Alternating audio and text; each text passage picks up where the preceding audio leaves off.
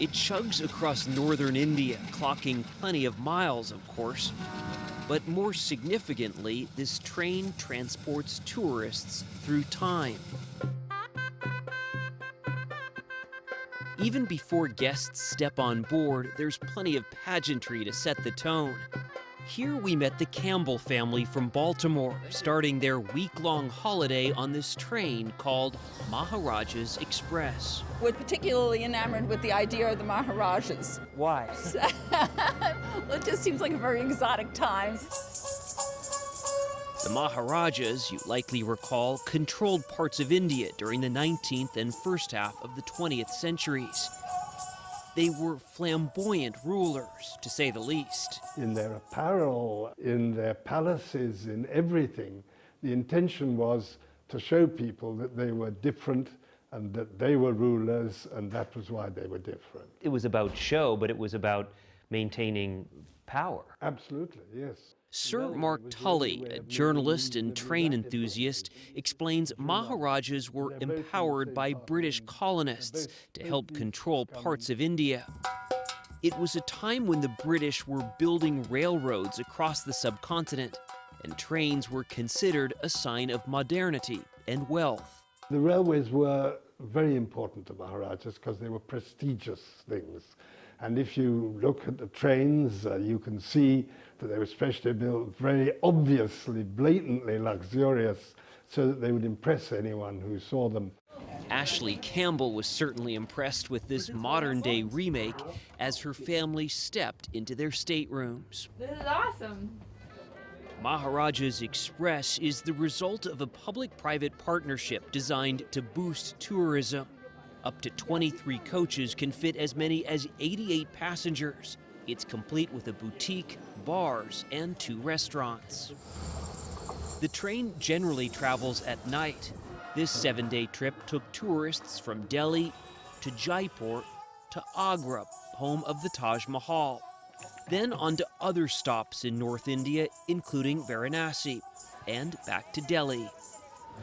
A week of eating and sleeping on a train means this place is a key part of the equation. And John Stone has been the onboard chef here for 3 years. The pepper which we are using is very similar to paprika. It only gives out the color and not the heat. He whips up Western and Indian food from this moving kitchen, the size of, well, a train car. He seems utterly unfazed by the whole thing. Stone visits each and every table and prides himself on accommodating any request. Did you sleep well? We sat down together in a dining room with a whimsical peacock theme. He explained the meaning of Maharaja. Maha means big and Raja means king. When you combine both the words, it becomes a big king. That means a king who's superior to all the other kings. Stone is quite sure this train and his cooking lives up to such a name. For him, working here was, well, a process of elimination. I worked on the cruise lines. I worked for a 7-star, a 5-star. I worked for palaces and resorts. I've done outdoor caterings. I've done camp caterings. I've done air catering.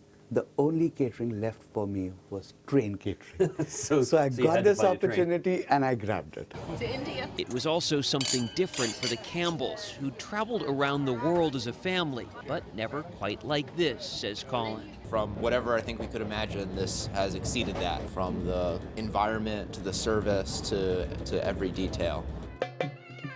They took in the sights, even playing a bit of elephant polo in Jaipur. It's hardly a bargain vacation, though.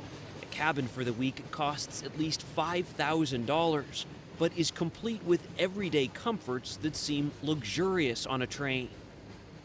For those who really want to splurge, the presidential suite can be yours for $23,000 a week.